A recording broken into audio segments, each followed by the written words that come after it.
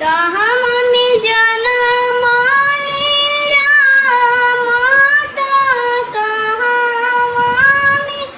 कृष्ण त कहवा में कृष्ण होए लाला ना कहवा में जनमे हनुमान त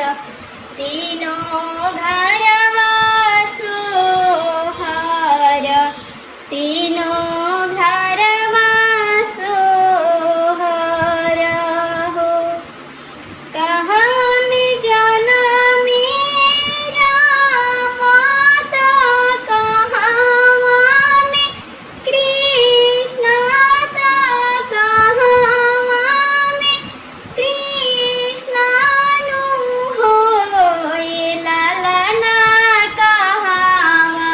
में जनमे हनुमान त तीनों घरवा सोहर तीनों घरवा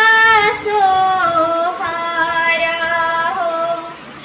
अयोध्या में जनमी